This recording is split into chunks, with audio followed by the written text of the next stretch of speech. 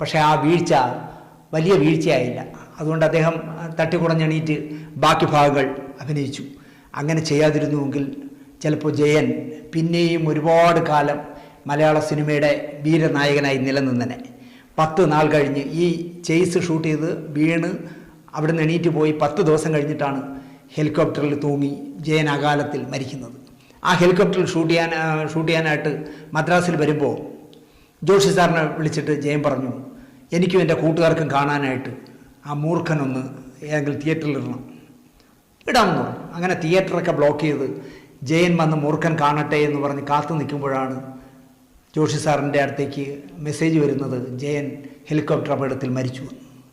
അങ്ങനെ അകാലത്തിൽ മരിച്ച സുഹൃത്തിന്, അല്ലെങ്കിൽ സിനിമയിൽ ഒരു റീ എൻട്രി കൊടുത്ത സുഹൃത്തിൻ്റെ അകാലത്തിലുള്ള വേർപിരിയലിൻ്റെ ദുഃഖവുമായി ആ മൃതദേഹത്തിന് കാവൽ നിന്നത് MG സോമനും ജോഷി സാറുമായിരുന്നു.